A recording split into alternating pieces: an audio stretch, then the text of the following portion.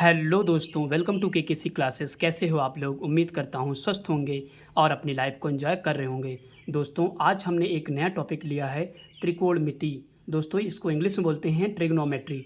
दोस्तों, class 10th का most important topic है, क्योंकि दोस्तों 12 नंबर के क्वेश्चन यूपी बोर्ड के एग्ज़ाम में सीधे इससे टॉपिक से आते हैं। ओके दोस्तों, तो सबसे पहले दोस्तों किसी भी लेसन को पढ़ने से पहले हम लोग उसकी प्रॉपर्टीज़ जानेंगे। ओके दोस्तों, तो आइए सबसे पहले इसकी प्रॉपर्टीज़ देख लेते हैं।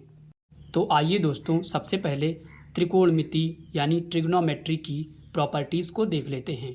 पाइथागोरस प्रमेय किसे कहते हैं? समकोण त्रिभुज में सबसे बड़ी भुजा कर्ण का वर्ग अन्य दोनों भुजाओं के वर्गों के योगफल के बराबर होता है। आइए दोस्तों कैसे होता है? सबसे पहले दोस्तों यह समझना ज़रूरी है कि पाइथागोरस प्रमेय केवल समकोण त्रिभुज में लगता है। ओके दोस्तों, और किसी भी त्रिभुज में नहीं लगता है। तो हमने यहाँ पे एक समकोण त्रिभुज बना रखा है। दोस्तों 90 डिग्री द्वारा बना त्रिभुज कैसा त्रिभुज कहलाता है? समकोण त्रिभुज कहलाता है। दोस्तों 90 डिग्री के सामने वाली भुजा क्या कहलाएगी? कर्ण कहलाएगी। कर्ण को इंग्लिश में क्या बोलते हैं? हाइपोटेनस। ओके दोस्तों, और ये वाली भुजा क्या कहलाएगी? लंब कहलाएगी। इंग्लिश में क्या बोलते हैं? परपेंडिकुलर। दोस्तों इसके बाद ये वाली भुजा क्या कहलाएगी? आधार कहलाएगी। इस इंग्लिश में क्या बोलते हैं? बेस बोलते हैं। ओके दोस्तों, आई होप कि दोस्तों ये समझ में आ गया होगा। दोस्तों ध्यान रखिएगा, जो हमारी कर्ण भुजा होती है वो तीनों में सबसे बड़ी भुजा होती है। ओके दोस्तों, सबसे बड़ी भुजा कौन सी होती है दोस्तों? तो कर्ण होती है। आई होप कि दोस्तों यहाँ तक समझ में आ गया होगा। इसके बाद दोस्तों यहाँ पे देखते हैं हम पाइथागोरस प्रमेय की जो सूत्र होता है उसके बारे में।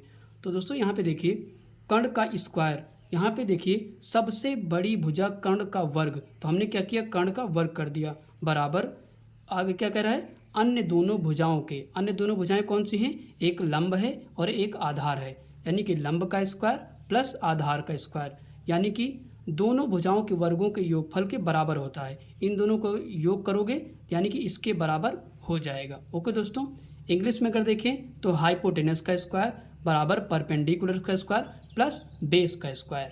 ओके दोस्तों, आइए दोस्तों इसके बाद आगे देखते हैं। आगे क्या कह रहा है दोस्तों? लिखा हुआ है कर्ण। कर्ण किसे कहते हैं दोस्तों? 90 डिग्री के सामने वाली भुजा को कर्ण कहते हैं। दोस्तों हम लोग ये ऊपर समझ चुके हैं। ओके दोस्तों, इसके बाद लिखा हुआ है लंब। लंब किसे कहते हैं? जिस कोण के सापेक्ष बात चल रही है उसके सामने वाली भुजा लंब कहलाती है। तो आइए दोस्तों इसको एग्जाम्पल समझते हैं, लंब किसे कहते हैं।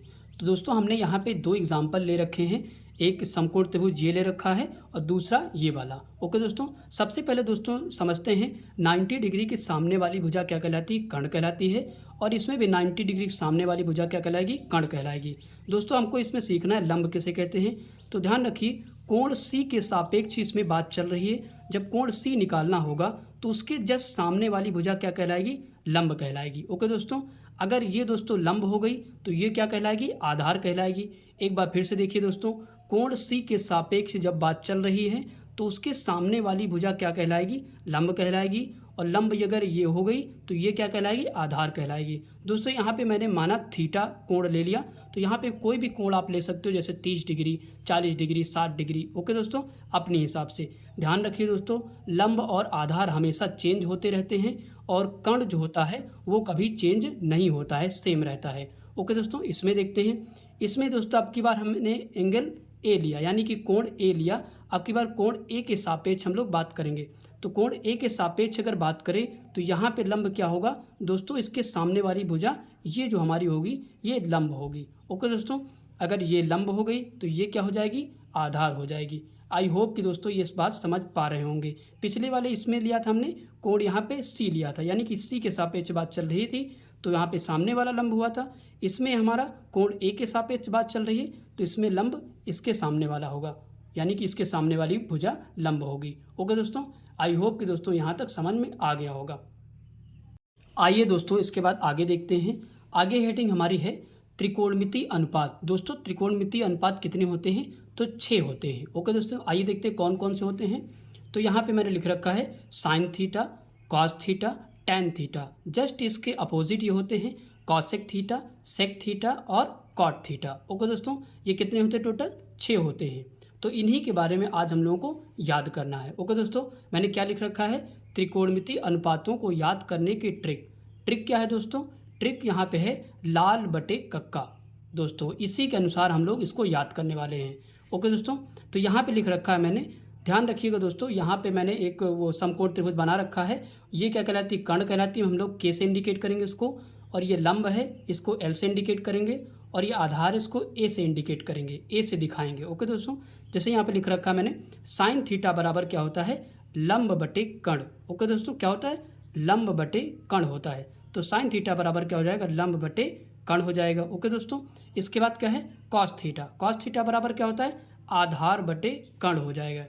ओके दोस्तों, आधार बटे कर्ण हो जाएगा। इसके बाद क्या है? Tan theta. टैन थीटा बराबर क्या होता है? लंब बटे आधार। यहाँ पे क्या लिखा है? लंब बटे आधार हो जाएगा। यानी कि ये जो 3 त्रिकोणमितीय अनुपात थे दोस्तों, हमने इसी में लाल बटे कक्का से कवर कर दिया। ओके दोस्तों, अब इसके जस्ट अपोजिट यानी कि साइन को उल्टा क्या होता है? कॉसेक होता है, कॉस को उल्टा सेक होता है, और टैन को उल्टा कॉट होता है। ओके दोस्तों, बस इसको क्या करना है? पलट देना है हमको। यानी कि अभी लाल बटे कक्का था, अब क्या हो जाएगा?